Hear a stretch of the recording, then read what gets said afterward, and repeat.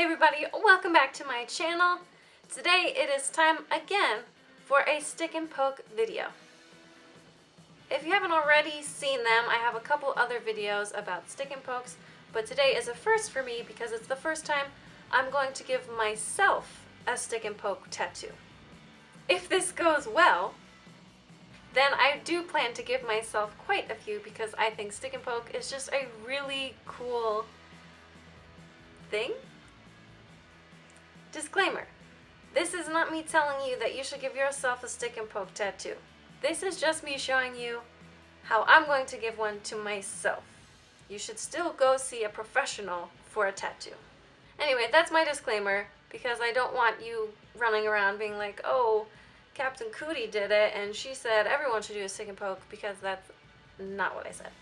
A stick and poke tattoo is just a tattoo that is done by hand with a single needle instead of a machine.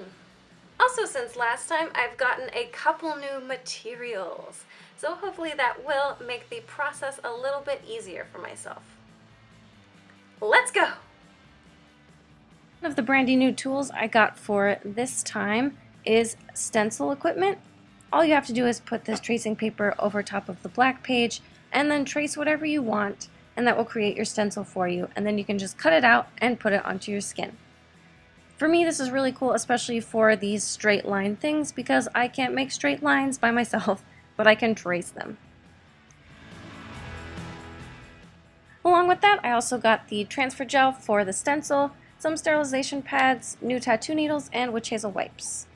To apply the stencil, I just put a little bit of that transfer gel on my skin, pressed the stencil on, and then pulled it off. The package said not to use too much transfer gel or else it'll make the stencil bleed, and I didn't use a lot and it still bled, so I think you really need to use very, very little of the transfer gel. I will always, always, always use a fresh tattoo needle right out of the package. That's just for safety.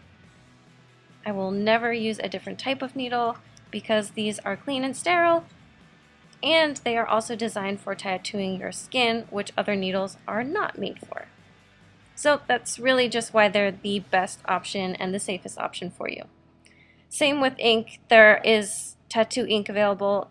Both of them are super cost effective, so it's not worth it to try using something else as a substitute. One thing I learned the hard way was to secure the ink cap to the table with something. Because they're really lightweight, they can knock over and they stain your carpet. So I used some extra transfer gel to just kind of make it stick to the saran wrap a little bit.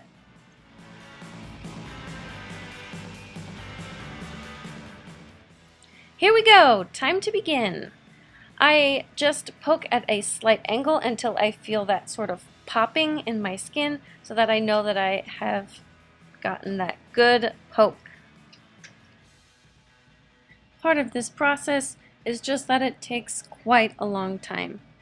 I'm pretty new to this, but it still took me a half an hour to do this tattoo because you just have to go over it so many times. I lost track of how many times I went over each section, and in between the ink can build up and it gets hard to see, which is what these witch hazel wipes were for, so you can just wipe away the extra ink between poking. You just poke and poke and poke and poke.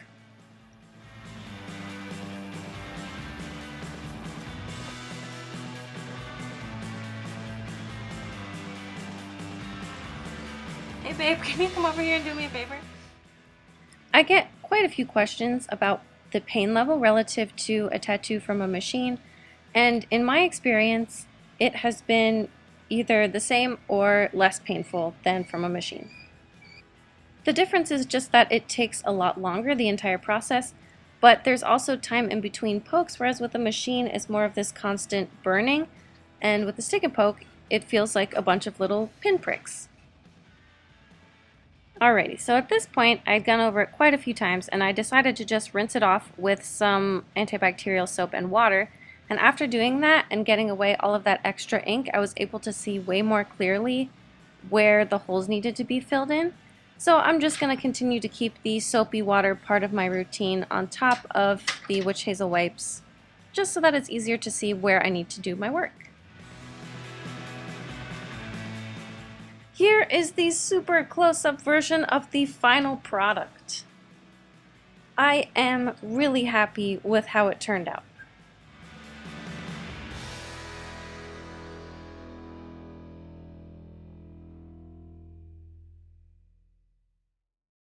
And that's a wrap for today. Thank you guys so much for watching. I really do appreciate it. If this was useful or entertaining or anything like that, maybe it put a smile on your face, please give this a thumbs up. Check out the other videos that I have on my channel and subscribe.